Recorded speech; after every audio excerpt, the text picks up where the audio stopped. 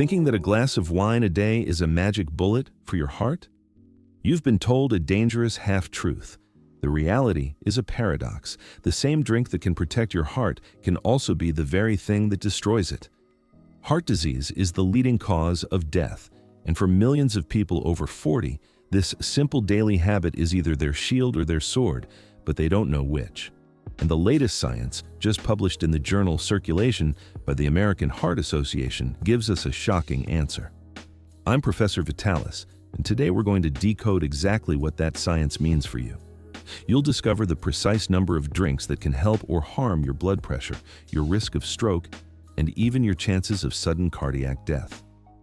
Now, I'm going to ask a favor. For any former alcoholics watching, please refrain from writing angry comments. Doing so only shows that you haven't yet fully overcome your dependency and are still fighting a constant battle. A person who has truly conquered their addiction can discuss any topic calmly, including the very substances that once caused their dependency. When you overcome that fear within yourself, the anger disappears. This is especially true when we are discussing scientifically confirmed data, as we are in this video. So, let's jump straight to the data. First, let's define what science considers one standard dose of alcohol. In the bottom right corner, you'll see it's defined as 14 grams of pure alcohol. Some examples are given of what contains 14 grams of pure spirit. For instance, that's 1.5 ounces of a strong liquor like vodka, rum, or tequila. That's 40% alcohol. 1.5 ounces. Since 1 ounce is 28 grams, that's 28 plus 14, which gives you 42 grams of the liquid. For beer, it's 12 ounces. Just multiply that by 28 to get the volume of one portion. In the case of wine, it's 5 ounces. 5 times 28 gives you one portion of 12% wine. And then there's some kind of 100 proof liqueur. I have no idea what that is. We don't have it around here, so I won't comment on it. By the way, why is one standard dose defined this way? It's the amount of alcohol your body can process within about 1 hour. Of course, this is a highly individual number, but on average, it's 14 grams of pure alcohol. Now, how often do you think people miscalculate how much they're actually drinking? Let me know in the comments. Okay, let's look at the effect on blood pressure, top left. Randomized clinical trials show that 1 to 2 doses per day have no significant impact on blood pressure. However, if you consume more than 3 doses a day, your risk of hypertension increases. Now, let's look at observational studies. These are different from interventional ones, where, by design, some people are given alcohol and others are not for comparison. In observational studies, people simply fill out questionnaires, and scientists then look at their health outcomes.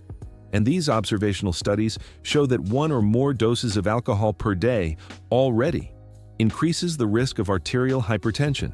Regarding coronary artery disease, that is, the damage to the heart's vessels that causes a heart attack, there are 0 randomized clinical trials that have studied the effect of alcohol on the development of a heart attack. But observational studies show that 1 to 2 doses a day reduces the risk of developing coronary artery disease, or at the very least has no impact. Other data shows that exceeding 1 to 3 doses a day yields mixed results, neither here nor there, and heavy or binge drinking naturally increases the risk. Remember, heavy drinking is defined as consuming more than 3 standard doses in one sitting.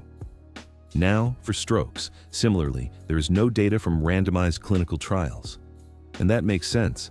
It would probably be inhumane to subject someone to the risk of a stroke for a study. How could you even measure that ethically? But observational studies show that 1 to 2 doses a day reduces the risk of stroke. However, if you consume more than 2 doses a day, your risk of stroke increases.